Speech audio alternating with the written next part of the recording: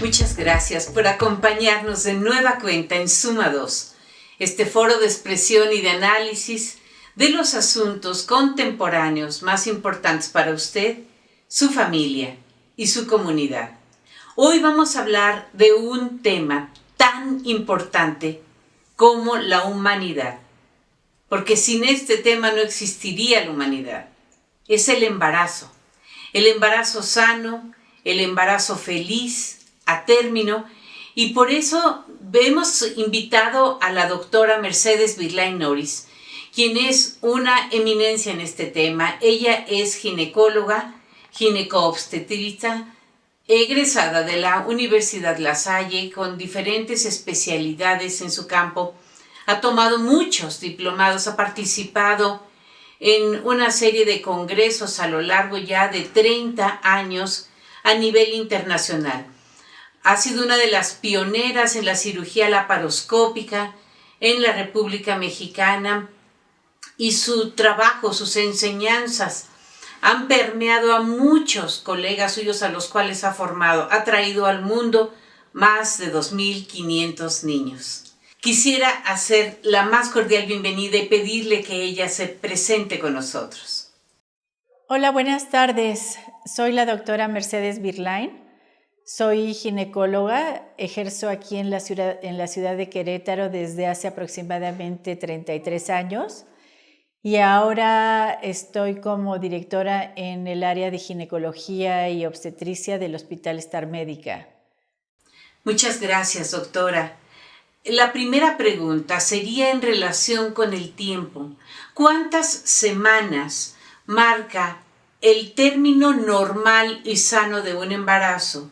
Y de no llegar a término, ¿de cuántas semanas está un bebé viable para la vida? El término de los embarazos se concluye una vez que se llega a la gestación a las 40 semanas y puede haber cierta variabilidad en ese término.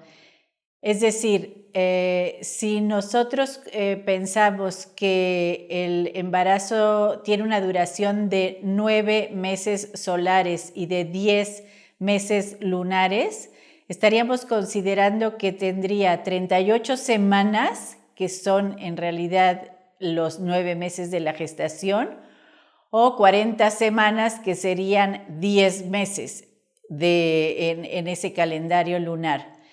Por otro lado, estaríamos definiendo que un embarazo es pretérmino cuando no va más allá de la semana 37. Y se dice que es un embarazo prematuro cuando el bebé nace desde la semana 26, 27 de la gestación hasta antes de la semana 36. Muchísimas gracias. Esto es fundamental. Ahora, uno de los grandes problemas, uno de los, fantasmas que persiguen a una chica embarazada, la preeclampsia. ¿Cómo se puede evitar? ¿Cómo se puede prevenir la preeclampsia? En la actualidad hemos avanzado increíblemente en la manera de el manejo de los embarazos.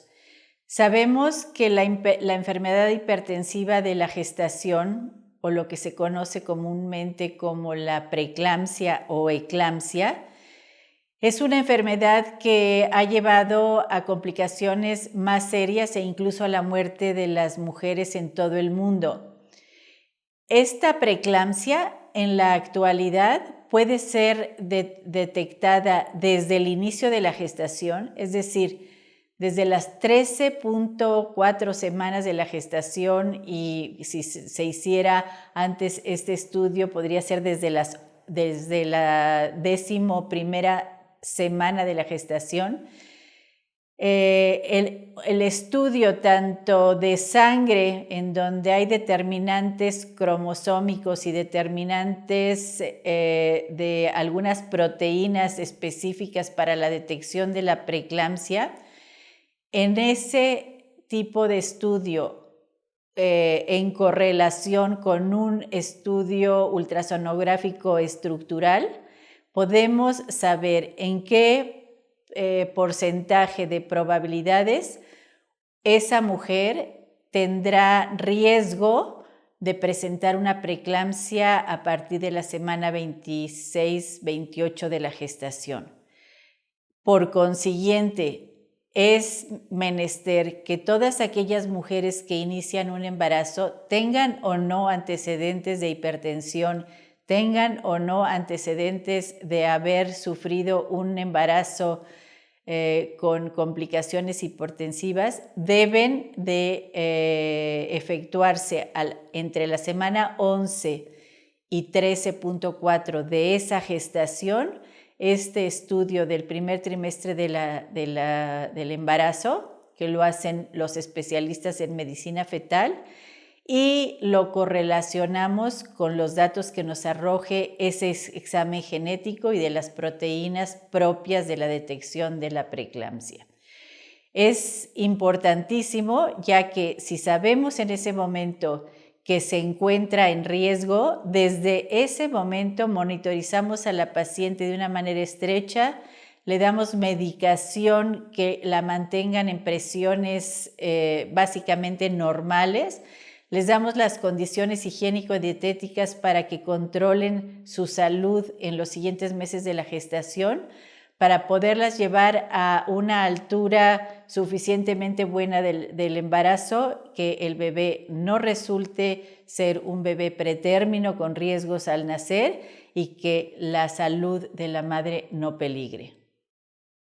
Con respecto al peso, doctora, porque hoy en día veo que las chicas embarazadas conservan en gran medida, hasta muy avanzada el estado de gravidez, los mismos kilos prácticamente que tenían antes del embarazo. Suben muy pocos kilos.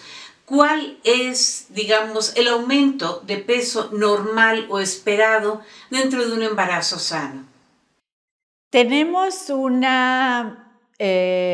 pues como una regla que les digo yo a mis pacientes, y ojalá y todas la pudieran cumplir. Decimos que la gestación en los primeros 3 meses, en lugar de hacer a la mujer que tenga una ganancia ponderal, es decir, un aumento de peso, por las condiciones de malestar general, de náuseas, de falta de tolerancia a algunos alimentos, de que se siente muy decaída, de poca actividad, se baja el peso más que lo incremente. Por lo tanto, los 3 primeros meses pensaríamos nosotros que no haya elevación. Los 3 segundos meses de la gestación, la elevación mensual debe de ser de 1 kilo, por lo cual hasta los 6 meses tendríamos 3 kilos de ganancia ponderal, y los últimos 3 meses 2 kilos por mes. Esto nos daría un total de 9 kilos al final de la gestación. Esto es lo ideal. Es difícil porque no todas pueden cumplir con estas reglas de control en la nutrición, del ejercicio o de las medidas que les damos para poder llevar a cabo esta elevación ponderal que sea tan pues mesurada. Siempre les pedimos que antes de la gestación tengan una disminución del peso si están en sobrepeso, para que no haya una elevación adicional y corran con ciertos riesgos durante la gestación. Y si cumplen con ese esquema de no subir más de 9, que es difícil, la recuperación posterior al nacimiento prácticamente es de inmediato. La mujer queda como si no hubiera habido embarazo. Lo que aquí quisiera agregar para que de alguna forma todas no se sientan mal porque suben más de 9 kilos en el embarazo, que les digo es la menor cantidad de mujeres, y casi siempre son aquellas que, bueno, pues ya han pasado por un control muy estricto siempre en sus hábitos higiénico-dietéticos, pero un promedio muy aceptable y bueno es que no pasen de 14 kilos en ese embarazo. Y bueno, después de pasar de esos 14 kilos, la posibilidad de que haya aumento en la presión, que corran con ciertos efectos que el sobrepeso puede traer en el embarazo, pues nunca es deseado entrar en un trabajo de parto cuando la mujer ha incrementado tantos kilos de peso. Es más difícil y más complicado incluso para el desenlace final de esta gestación. Muchas gracias, doctora. Una pregunta más sobre el ejercicio. ¿Es recomendable tener una rutina de ejercicio, la misma a lo largo de todo el embarazo? ¿Conservar una rutina de ejercicio equivalente a la que tenía la mujer antes de estar embarazada? El ejercicio siempre es recomendable. Creo que es una de las actividades que no debemos los seres humanos de omitir. Es una medida que nos hace completar nuestro bienestar tanto físico como mental, y nunca debe de ser proscrito en el embarazo, a menos que las condiciones del mismo embarazo nos obliguen a mantener en reposo a la paciente. Yo siempre les comento a las señoras, porque es pregunta obligada de las recién embarazadas y sobre todo de las primerizas. Oiga, doctora, ¿puedo hacer ejercicio? Y les pregunto siempre, ¿y qué estás haciendo de ejercicio? No hago nunca nada. Entonces le digo, bueno, no vayas a empezar a hacer el ejercicio que no has hecho ahora con el embarazo, porque entonces sí, tu cuerpo no nada más se va a sobrecargar, vas a tener agotamiento que no lo hubieras tenido si tú ya hubieras tenido una preparación cardiovascular por el ejercicio que hicieras con una frecuencia pues ya de largo tiempo. Entonces, ni hacer ejercicios que nunca han hecho, sino continuar con la misma actividad física, deportiva que hacían, ni hacer ejercicios que puedan arriesgarlos en la misma integridad del embarazo. ¿A qué me refiero? Montar a caballo, si eres una neófita en la equitación, pues no busques el embarazo para estar saltando, porque si una caída puede ser algo dañino, más que el que estés saltando en el caballo. Si esquías, pues solamente que seas una buena esquiadora, sigue haciéndolo de la misma manera, pero no empieces a entrenarte en el momento de la gestación. Entonces, como todo en la vida, todo equilibradamente y dadas las condiciones en que se encuentra el embarazo, deben las mujeres embarazadas de continuar haciendo su ejercicio, y si no lo hacían, por lo menos el caminar 2 o 3 veces a la semana, más de 20 minutos, creo que sea una medida muy recomendable. Estamos hablando con la doctora Mercedes Virlain Noris, ginecobstetra, con más de 30 años de experiencia y más de 2.500 niños que han llegado al mundo gracias a sus oficios. Quisiera yo preguntarle a la doctora Virlain, ¿cuáles son los embarazos de riesgo hoy en día, en el año 2020? Un embarazo de riesgo o de alto riesgo, como se ha considerado en la clasificación que se tiene a nivel de la obstetricia, es aquel en que por circunstancias maternas o fetales el embarazo pueda terminar en alguna complicación. ¿En qué posición podríamos colocar a la madre de que tuviera un embarazo de riesgo? Uno es la edad. Mujeres muy jóvenes, desde los 10, 12 años hasta mujeres muy añosas después de los 40 años, ya por la edad están en una clasificación de alto riesgo. Su cuerpo en unas está muy poco maduro y en la otra ya está con ciertas condiciones que pueden hacerlas que el embarazo se complique. En otras condiciones de salud de la madre, una madre hipertensa, una madre diabética, una enfermedad metabólica, cualquier otro tipo de enfermedades que atenten con su salud y que con ella esté en tratamiento, ya la consideramos que esa mujer entra en un embarazo de riesgo. Y por otro lado, y ustedes seguramente lo han oído y lo han vivido, alto riesgo podría ser una mujer que se embarazó teniendo en la matriz fibromas. Los fibromas menos de 2 centímetros no tienen ninguna repercusión en la gestación si están fuera de la cavidad uterina, pero fibromas más allá de 5, 6, y a veces he tenido pacientes de 20 centímetros un fibroma que triplican o cuadruplican el tamaño de la matriz cuando está antes del embarazo. Eso, en el momento que el útero empieza a crecer, puede restringir el crecimiento de la cavidad endometrial, que es donde se desarrolla el bebé, y producir un embarazo prematuro. Entonces, en esas condiciones podríamos pensar que una alteración tanto ginecológica como en la salud general de la madre serían dos puntos muy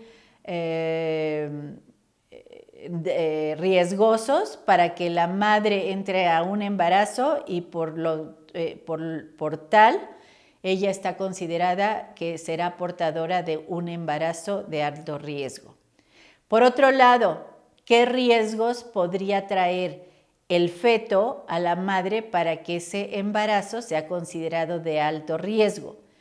Uno es la presentación de la placenta. Si la placenta se localiza muy bajo, es decir, cercana al cuello de la matriz, que es donde el cuello tiene la menor estabilidad y riesgo de sangrado o de desprender a la placenta, ese embarazo tendrá que llevarse con cuidados muy específicos porque tiene el riesgo de sangrar, de desprender la placenta y de que ese embarazo se complique y termine de una manera prematura. Otro será aquel embarazo en el que ya se desarrolla una enfermedad que la originó la placenta. Y habíamos en algún momento platicado sobre la preeclampsia. La preeclampsia ya sabemos que es porque el lecho placentario, lo que nosotros conocemos como trofoblasto, desde que se formó ese embrión, trae ciertas alteraciones en proteínas del trofoblasto que hará que la mujer desarrolle hipertensión. Las arterias de la placenta se empiezan a disminuir en su volumen, en su calibre, empiezan a aumentar la resistencia y por consiguiente retardan el crecimiento del bebé y aumentan la presión en la madre. Ese es un embarazo de muy alto riesgo y es provocado por alteración fetal, embrionaria, que lleva a la madre a un riesgo alto de no concluir la gestación y de afectar su salud. ¿Y qué les podría decir? ¿Algún otro riesgo directamente relacionado con el producto? Cuando el producto trae alguna enfermedad congénita o alguna enfermedad hereditaria. Ese producto puede ser que no llegue a término, puede ser que afecte de alguna forma el curso del embarazo, que le dé ciertos efectos nocivos a la madre y que por consiguiente o haya que adelantar la gestación para terminarla y evitar el riesgo que con ese embarazo la madre puede sufrir, o monitorizar ese producto si su evolución lo permite hasta el fin de la gestación, pero la madre estará considerada como portadora de un embarazo de alto riesgo. En términos generales, hay muchas causas en realidad, pero creo que a ustedes las que les interesan son saber así las más comunes, y las que les acabo de explicar, pues son las que en el día a día las podemos ver. Gracias, doctora. Sabemos que la edad para las primerizas se ha ido haciendo cada vez más tarde en la vida de una mujer. Si hace 50 años era normal que tuvieran el primer hijo a los 18, ahora es normal que lo tengan a los 28. ¿Cuál es la edad óptima para tener el primer niño? La edad óptima para que una mujer se embarace creo que está alrededor de los 25 a 35 años. Ese es un promedio en el que hemos encasillado que las mujeres pueden tener un mejor desempeño en la gestación. Y siempre les recomendamos, no como antes se hacía, que de repente, pues ya salió embarazada y ni lo tenía previsto y no estaba en condiciones casi ni para el embarazo, ni emocionalmente, ni físicamente. Ahora las mujeres creo son más conscientes en esa situación, acuden a sus consultas preconcepcionales para ver en qué condiciones está su cuerpo para recibir a un nuevo ser, porque no es algo que sea, pues sí es algo natural, pero es un impacto que sufre el cuerpo de toda mujer. Entonces, el ideal para estar embarazada es cuando en mejores condiciones tiene esa madre, tanto en salud como en disposición para llevar a cabo el embarazo. ¿Cuántas veces llegan pacientes mías al consultorio y me dicen, ay doctor, es que no lo teníamos planeado, estoy embarazada y no sé ni qué vamos a hacer?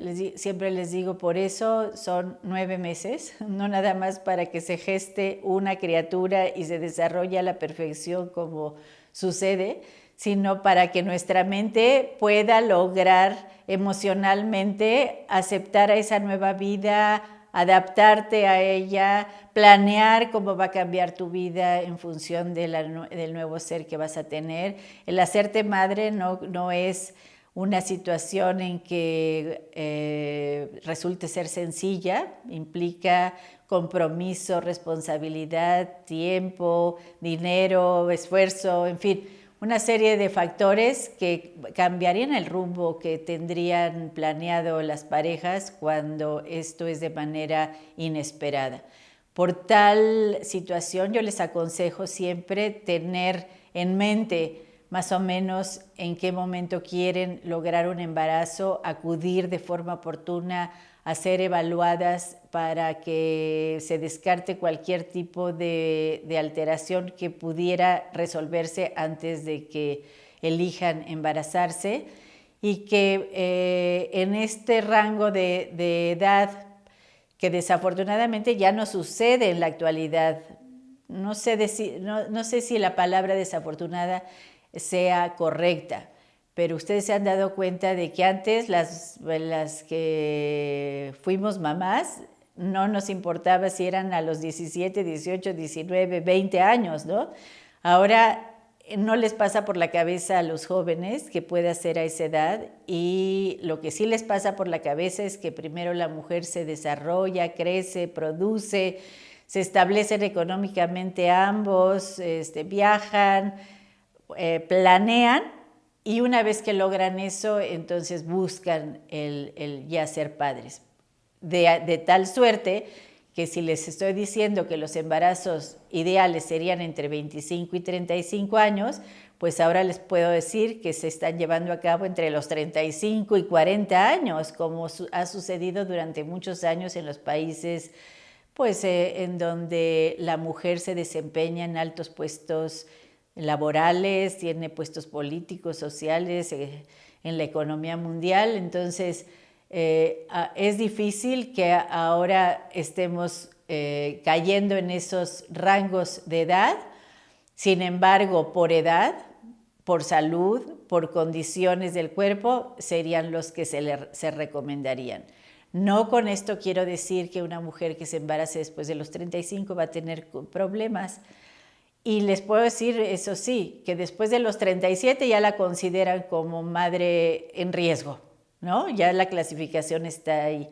¿Por qué? Por lo mismo que habíamos platicado, de que puede el cuerpo no responder de la misma manera como respondería en un cuerpo que está fresco, que está libre de cualquier riesgo de complicaciones.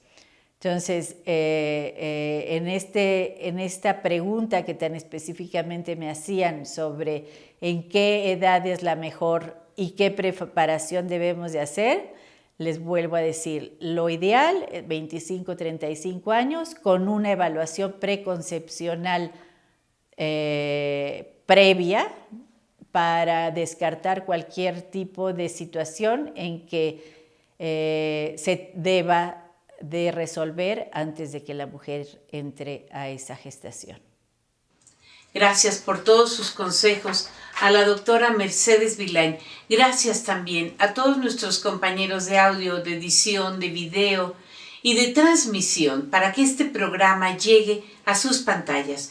Gracias al equipo de producción de Dora Pérez y a nuestra directora general Claudia Ivonne Hernández de RTQ.